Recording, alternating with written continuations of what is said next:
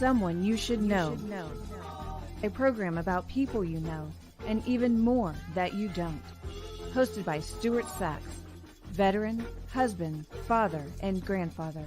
Now, here's your host, Stuart Sax.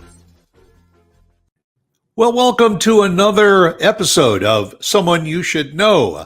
It's a few days after the 4th of July. Hope everybody had a great, 4th of July happiness, festivity, got together, had a picnic. Hope the weather was good. It's hotter than Hades here in North Texas, but hey, we got through it. Everybody had a good time, and I hope you did too. And speaking of hot and all, we are brought to you by No Sweat Experts. They are the experts at heating and air conditioning. And right now, when it is hot, hot, hot out there, the last thing you want is for the air conditioning to go out. So get on their maintenance plan. Call Roy and his gang over there. Have them come out 4 times a year is on their program. They'll check out your system, take good care of you. Tell them you heard about it on Someone You Should Know, and they'll take extra special care of you. Also, a big shout out to Christine Dean, who is our producer of the program. She's also a sponsor of the program. If she wasn't here, I wouldn't be here either. But I do welcome you for being here and welcome you for being here every week. Today's subject, to a lot of people, is devastating. To other people, it's manageable. And other people maybe just don't look at it in any one way. But divorce is a subject that hits a lot of families. It hits it either early, it hits it later in life. But when it hits, it usually is very, very tough. And we all know the toughest people it is on is the children that are involved in a divorce situation. But there are people like my guest today that have looked at it and said, it doesn't have to be a miserable experience. It can be a manageable experience. So I welcome Amy Tyson to the show. Hi. Hi, welcome. So glad that we finally connected. But I want to thank you very, very much because you have a disposition about some events that went on in your life that is exemplary in my mind. Because I know so many people who have been through divorce, and sometimes it is absolutely the dungeon. It's the pits. It tears people apart. It can be very, very vicious. And between the two people that were married, if that viciousness is displayed in front of children, it has a lasting effect on the children. The adults seem to be able to cope with it and get over it, but the children don't. Mm-hmm. And you have been through it, and you have managed it. So I'm going to start right from the beginning and tell us your story about marriage and divorce. Sure. Well, first of all, thank you so much for having me, Stuart. My pleasure. Super blessed.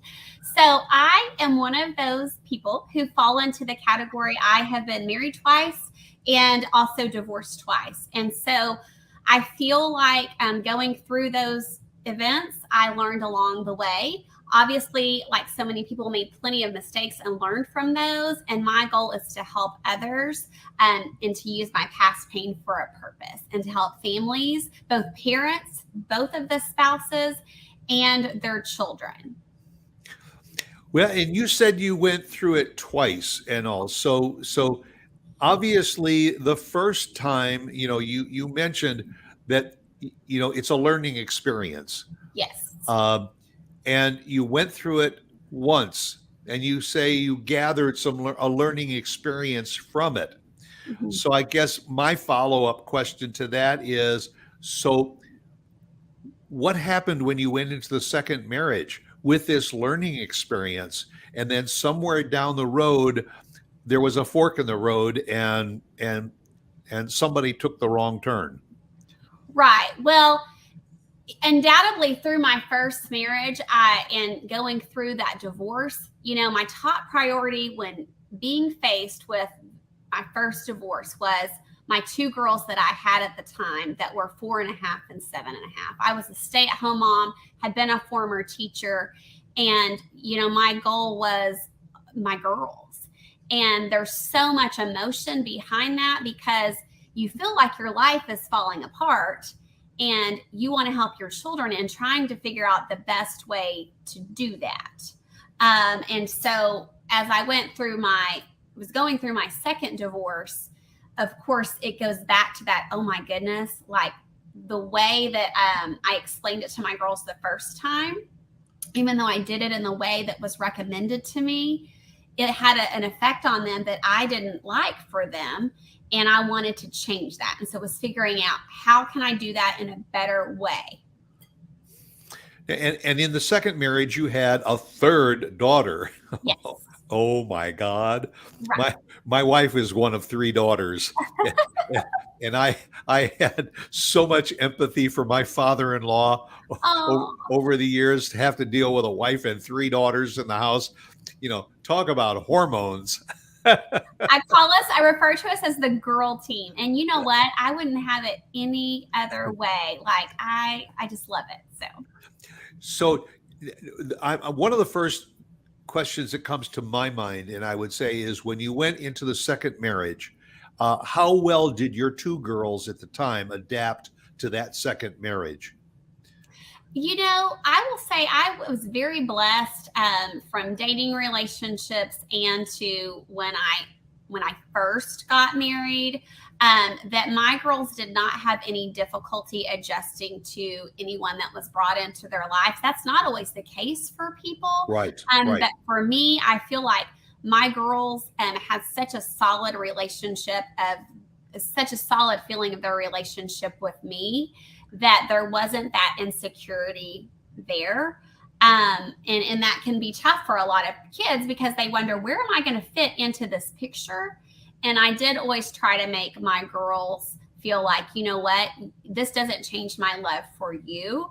And you're just bringing someone in at the time that you think is going to be a good fit, but it in no way ever changes the love that you have for your children.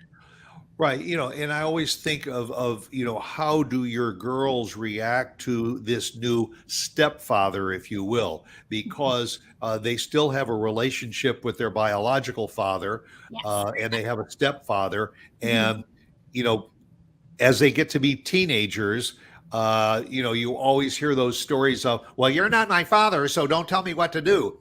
Right. And sometimes it's difficult to cope with that. And so the onus really falls on your shoulders to say, sit down, let's take a nice breath and all. We're going to get through this because you have, in fact, you are a blogger and you have a blog called Happiness in the Heartache.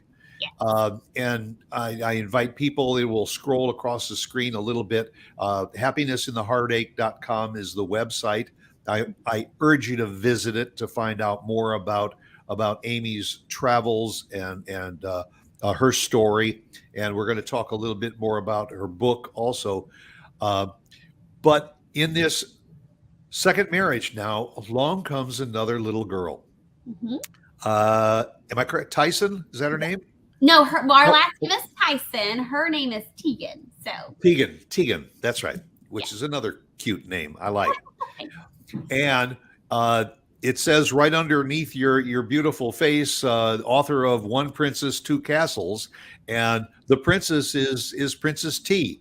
Yes. It was the basis for the book, which is a very, very cute book. It is a children's book, but the special part of about this book, and I want you to expound on it a little bit more, is number one, the word divorce is not even in the book, No, and that to me is really incredibly special because you are setting up a situation for children to read about a circumstance, if you will.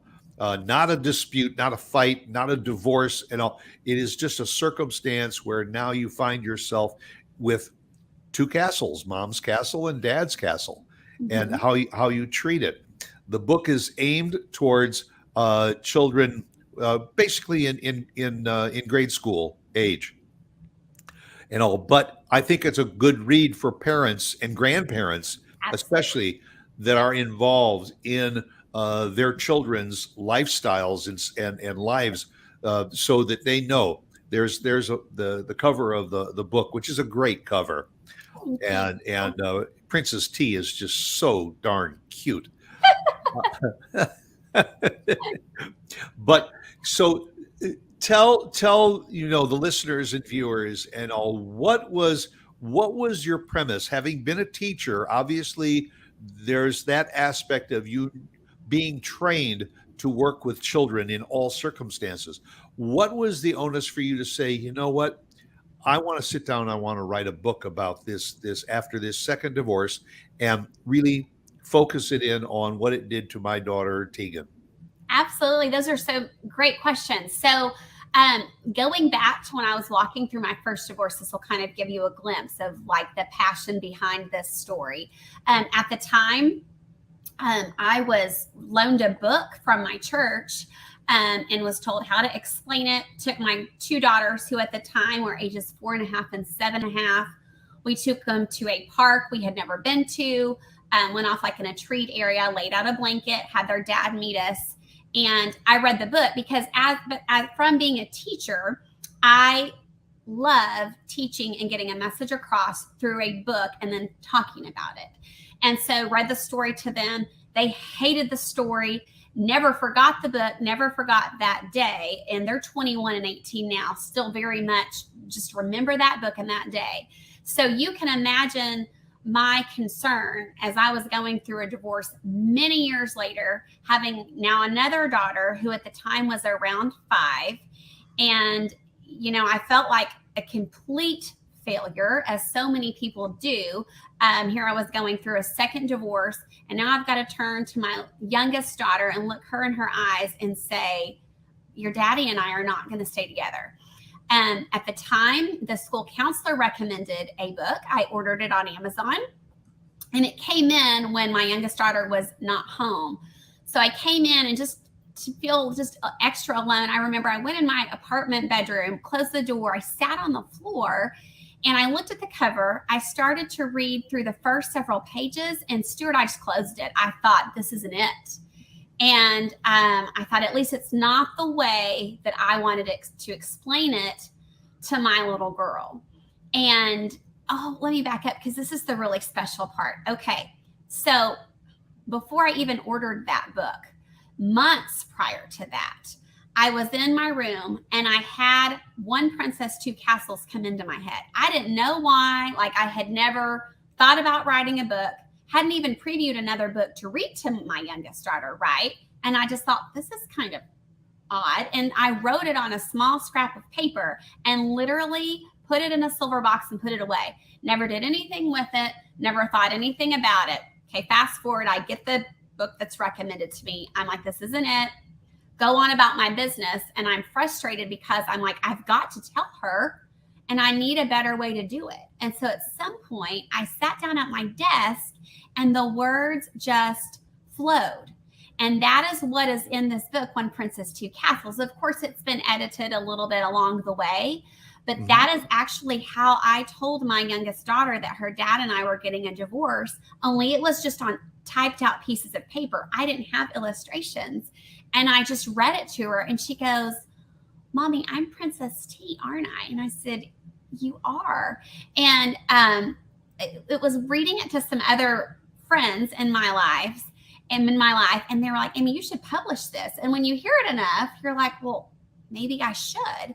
And so over the course of time, I was able to get that done. And so that's what you guys have the ability to purchase and read now, is One Princess, Two Castles. It's the way I told my youngest daughter. And my hope is that when parents read this to their child, that it's a twofold effect. Number one, it gives the child permission for their heart to hurt. Okay, this is a great tool to facilitate a very difficult discussion. Okay, it gives the child permission for their heart to hurt, but it also gives the child unapologetic permission for their heart to feel very excited about spending time with both parents. And a lot of times what happens in a divorce is it is very easy for both sides to get very caught up in anger, sadness, feelings of Right. betrayal, hopelessness, failure, whatever. And parents can forget what should be the true focus, and that is the child. And part of that focus is when your child is going back and forth to the moms, to the dads, or even when they're just talking about it at home, is you have got to act excited for them to spend time with that other parent and encourage that. And I don't really care what they did to you, or what you may have done to them. Your job is to lead your child, and part of that is leading them to love the other parent and to facilitate that relationship with. And if you have to fake it till you make it, whatever, but that's your job. And so my hope is that this book also promotes co-parenting in the parents' relationship, no matter how shattered it is. We live in a time where, unfortunately, the percentage of marriages that end up in divorce is alarmingly high. Yes. And so the more that happens, the more that we end up with new blended families, Right. with more breakups, with more siblings that are step siblings. And we have to find a way to involve the children. Children should never be a casualty of a divorce, because they are a product of the marriage. Right. And as you said, no matter who feels what personally between the husband and the wife, the children were made from love between the mother and the father. That will never subside. And the children have to know that, believe that, because as they get older and they get into relationships, they're going to carry the fact that mom and dad didn't spend their whole life together.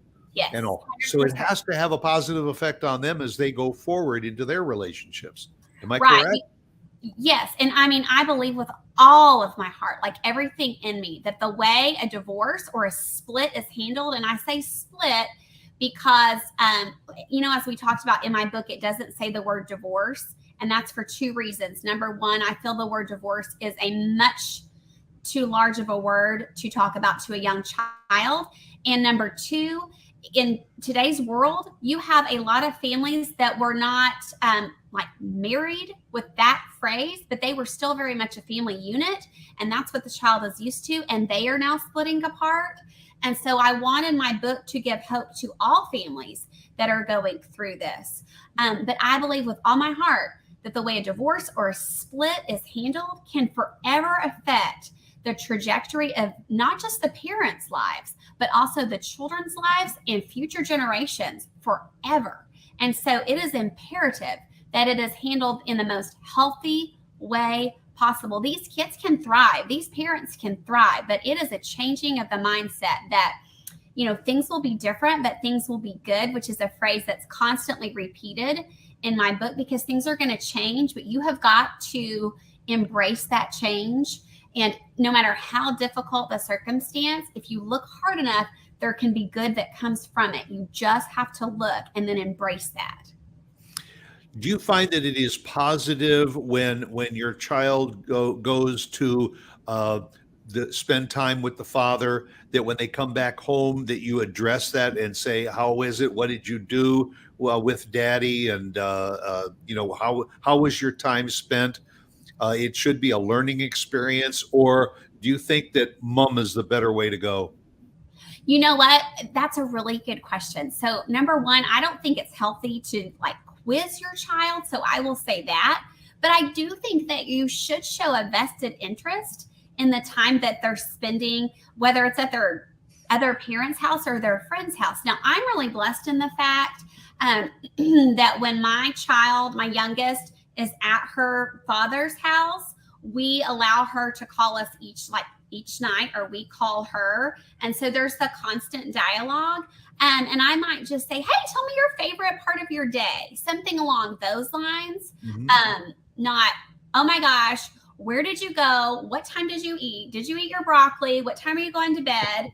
Obviously from time to time, there may be a certain question about something, but I do feel like a constant quizzing, I just don't think that's healthy. Well, yeah, too, yeah, because and I have seen it personally where what did you do? Oh, your father let you do what? And then all of a sudden the phone is picked up and the mother calls the father and say, why did you let her eat this? You know she's not supposed to eat that. And that again, that little bit of a tiff or that argument and all is done right in front of that child. Yeah, and that's a big no-no. And I think too, some people think, well, as long as I don't say anything, my child can't pick up on if, my ex-spouse or ex-partner and I are at odds. But it doesn't even have to come verbally out of your mouth. So much your children can pick up on your body language, your facial expressions. But the thing is that if there is something that you find out that you're not settled about, I feel like you do need to have a dialogue with the other parent, but it's not so much what you say, but it's how you say it. Because you do need to go to bat for your child. Obviously, they're your child, but you really need to think about, what are you going to bat for? Is this something that's of major importance, or is this just kind of a preference of yours? Does that make sense? Absolutely.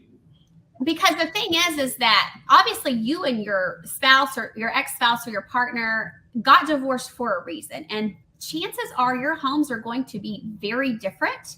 And different doesn't mean bad. Different can still mean very good. And sometimes, though, you do need to discuss those differences with one another, and sometimes those conversations can turn into something really good. But you do need to be very careful how you have those discussions. At any time, I guess I'm gonna say this two different ways.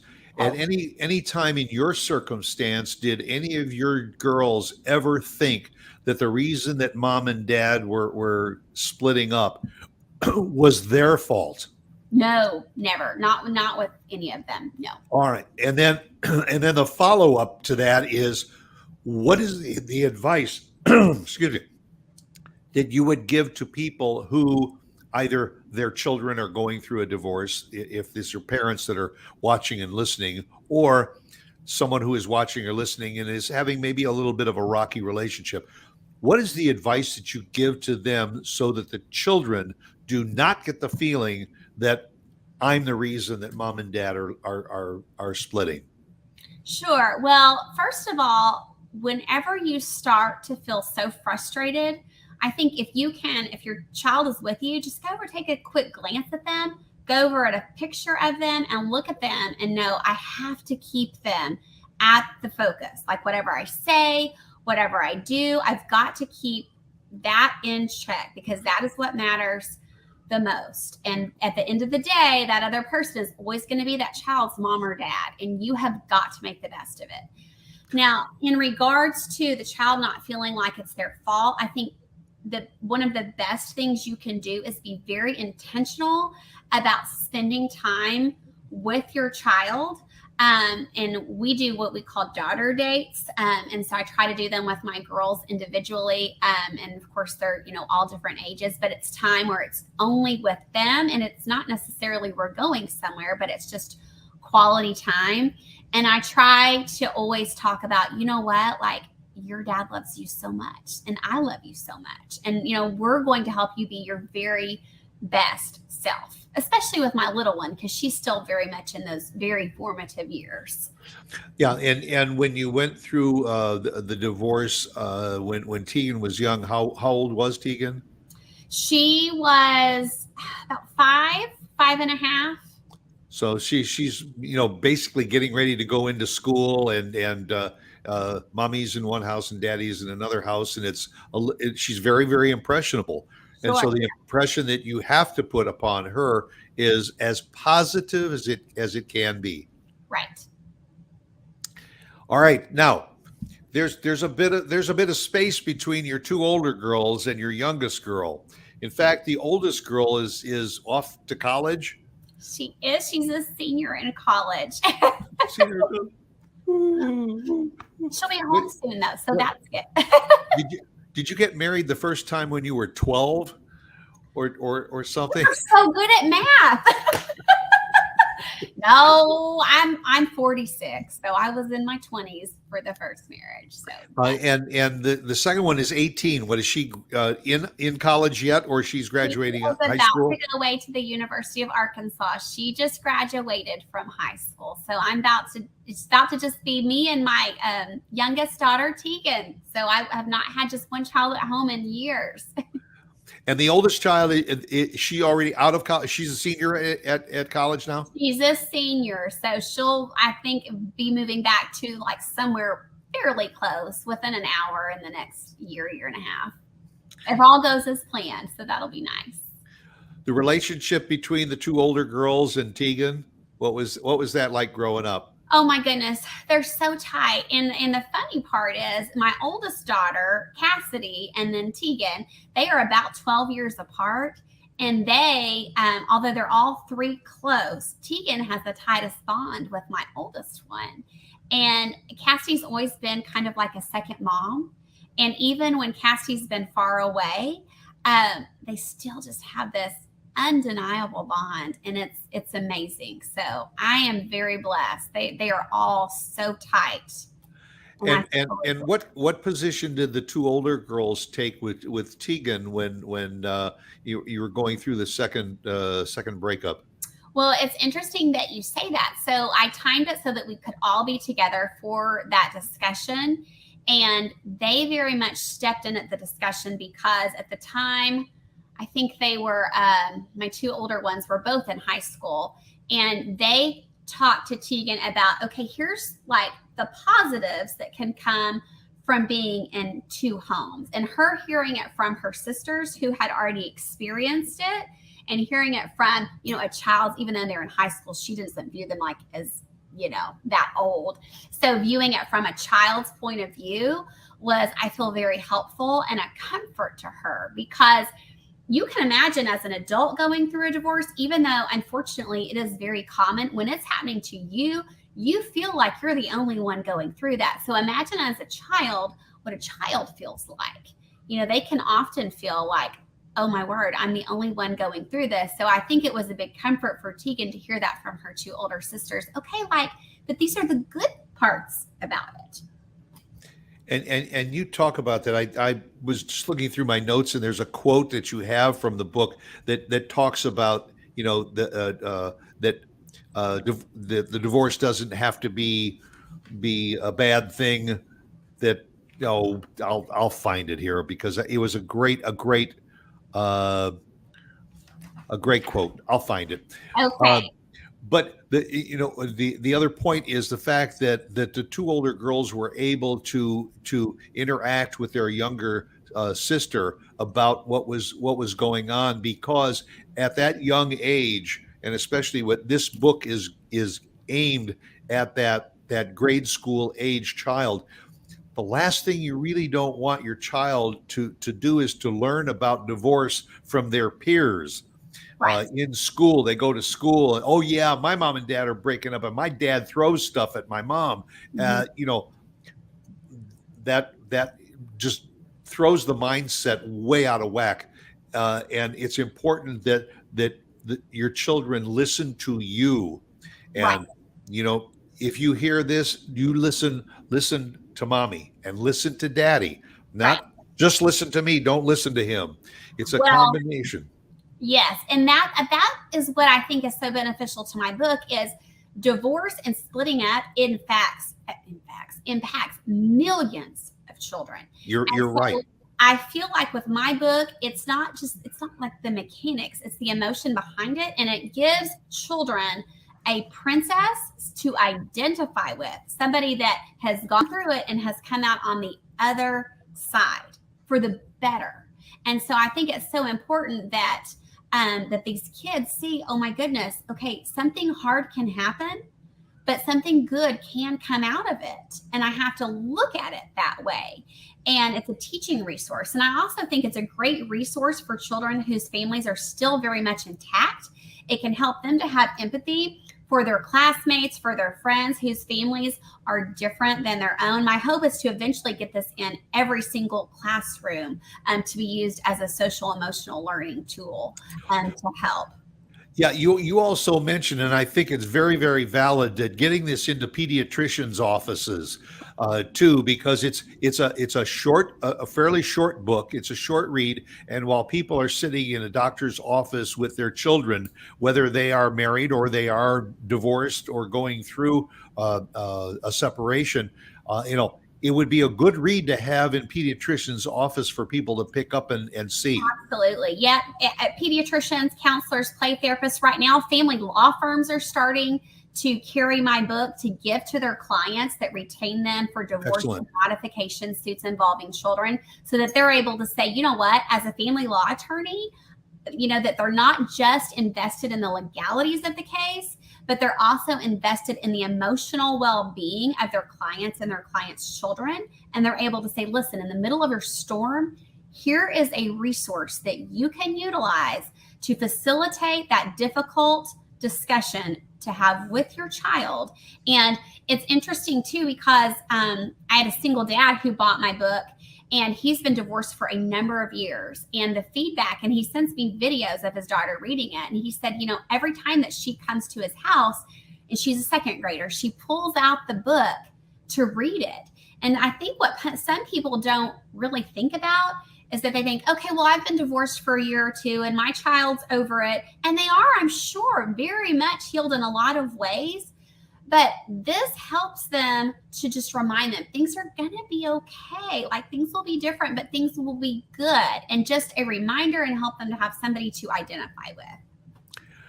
Do you think that your background, having been a teacher, which gave you kind of a head start in being able to organize the thought process that goes into writing a book like this? Probably so. My background and specialization is in early childhood and reading, funny enough. And then I've also tutored for a number of years, and one of which I had a student who was in the middle of a very, very tough divorce. And, through tutoring, she would confide in me in different ways, and it would just break my heart. And then, of course, I've taught children who have verbalized things that are going on at home and their parents are splitting. And Yeah. I feel with all of my heart, I am a teacher, but I feel like my God-given purpose is to help others through the message of One Princess, Two Castles, to be able to find happiness in the midst of their heartache. I feel that with all of my heart. And that's important for the child, because the child is getting a viewpoint of what's going on at home from somebody, A, who's been there, and and B, somebody that says it's not that bad. That even though you see mommy and daddy raising their voices to each other, that it really doesn't have to be that bad. I did find that quote, because I think it's very, very important. You say things will be different, but things will be good. Mm-hmm. And I think that's important, because that's what a child needs to learn from a split up or a divorce situation, is Right. that this does not mean that your world is broken. It's now, as in the circumstances of Tegan, it's not that your world is broken. You now have two worlds. Right. So you got one more than other kids, and that's a really good thing. Yes. And I just think it's so important for those children to know, and both parents to realize, like, her dad's home is just as important as my home. You know what? Like, she has two homes. It's not just whoever the primary parent is. Both homes are important, and both homes have the ability to be so impactful, and you sure want to impact for the good. I remember a member of my family who went through a divorce. Her son was in the same situation. It was a shared custody and all. And I remember when she said to him, "Look, you decide which toys you want to leave here and which toys you want to take to your other bedroom. So then wherever you go, you're going to have your toys right there." Mm-hmm. And that's a positive. Right. Instead of no, those are your toys that stay here. Let daddy or so go out and get you toys for the other place. This allows the child to be involved in the situation. Yes. And like in our situation with my youngest, because our visitation, he gets her like from school. And so in addition to like her uniforms and everything, there are times where Tegan will want to bring like a certain pair of shoes or a certain stuffed animal to, his house or to my house. And then we just try our best to always remember to put it back in the backpack and you just do your best. And so I think that's a comfort to the child, even though they still have to take a little bag, is that giving them the freedom to be able to do that because it's their item, regardless of who purchased it, it's hers, How difficult is it for a husband and a wife when they realize that they're just not in love with each other the way they were at one time, and that there is probably a need for them to go their separate ways? How difficult is it for you as married adults to not expose all of that to the children? Well, I mean, I think you just have got to make sure that whenever you are having any kind of conversation that has to do with that, it is never around the child. I mean, like never, not within earshot, just period. And I think people have to be very cognizant too. Kids are very good at technology these days. So you need to be very careful what you're texting people. And, make sure when you think that they're asleep, that they truly are asleep, because once those words are said, those are in their little heart. It's kind of like the tube of toothpaste. I've used this like scenario with my students at school when we were talking about kindness. Once you squeeze the toothpaste out of the toothpaste tube, it's out. You can't really get it back in. You could say, "Oh, I'm so sorry." But, these kids are so impressionable and they do not need to know any of that. All they need to know is that things are going to be different. Things are going to be good. We are going to help you to be your best self. And, you're going to be living in two different castles. They don't need to know who did what. If somebody doesn't love somebody, that is not their burden to bear. Period. Well, I think that's especially true as they get older. They get into puberty, and all of a sudden, their iPhone or their iPad is actually more important to them than a conversation with their parents. So if they, like you said, they overhear some issues with the parents, they're more apt to reach out to their peers and say, sit there and type out, mom and dad aren't getting along and all, and they carry conversations on with people that are not involved in the situation. Mm-hmm, mm-hmm. It's so, you've got this book. Any thoughts of a second book, maybe aimed at a little older audience? You know what? It's so funny. I get lots of these questions. And so I actually have got several other books written, but it's just very expensive to publish them. And so it's just a process. I very much have a vision to get all of them published, in addition to some other visions I have to go along with this and create a brand to help families. So just, the best way people can support that is buying copies of One Princess, Two Castles off of my website, Happiness and the Heartache. But yes, I definitely want to help children as well as their parents through books. Well, and I think it's safe to say that if the children, if the parents help the children through this situation, it turns around its payback, because the children will then help the parents realize that, I do understand now, as they get a little bit older. As you say, Tegan is now a few years older since the divorce. She can turn around and say, I got the best mom and the best dad, because even though they don't live in the same castle, they talk to each other. They get together. Do you and your ex-husband get together with, say, Tegan, like for her birthday or any special event? This past year, when she turned 9, we did for the first time have a joint birthday party. So we were able to do that. So, And how did she react to that? She had fun, I mean, she liked it. So it was just, it was a little, nothing fancy. It was just a little swim party. And, I think the thing is some couples can't do that. And you know what? If you can't, you can't. But I do think if it's possible, if it's a healthy situation, then you should definitely try to do that. I think truer words were never spoken, Amy, because the child is always going to be your child. Right. When your child is an adult, they will never forget the fact that mom and dad went through some tough times and they separated and they got divorced. And I'm going to do everything in my power to make sure it doesn't happen to me, but also to be able to share the experience that they went through with other people. Right. As your oldest gets out of college and goes on and gets into a relationship, as she will, obviously, or most likely get married, have children of her own, she has this as a foundation for her growth to say, this is what I am going to do. And these are the stumbling blocks that I want to try and avoid. And my mom wrote a book about it.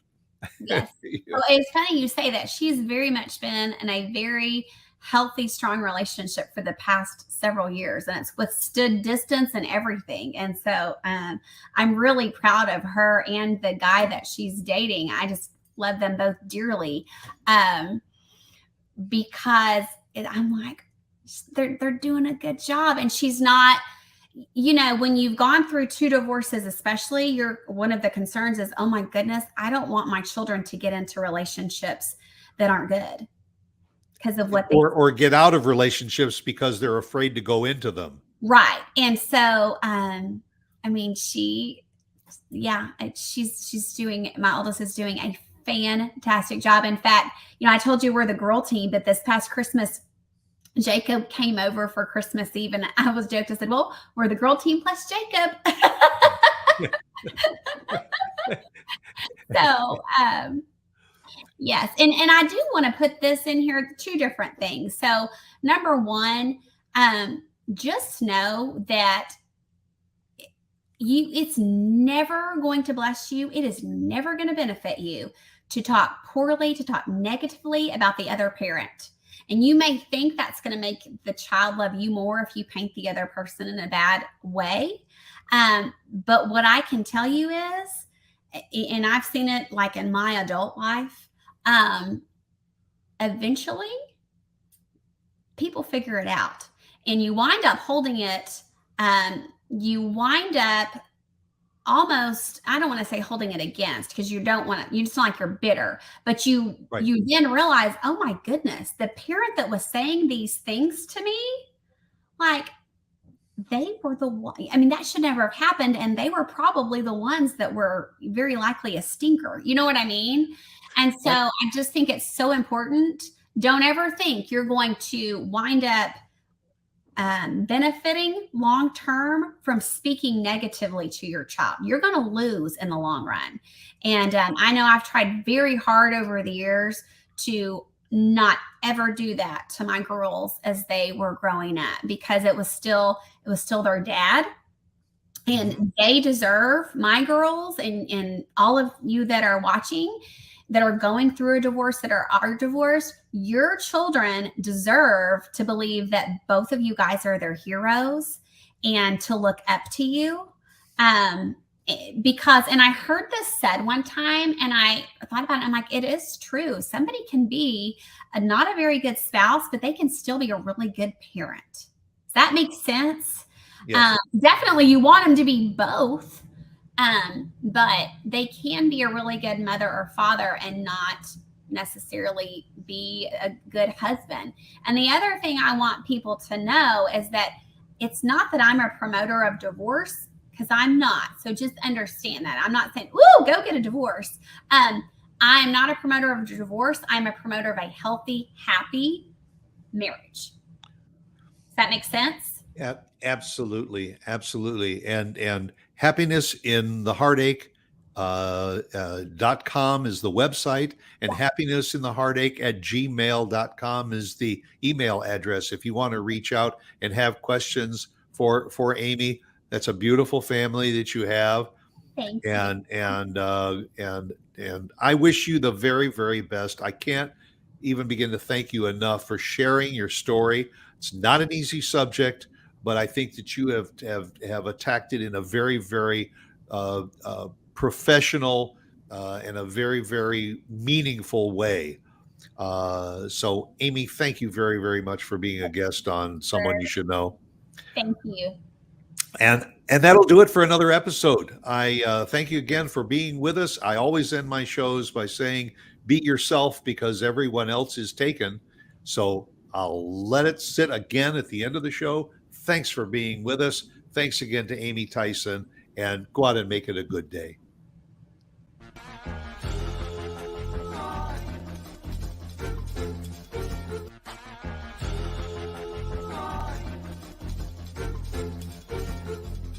Someone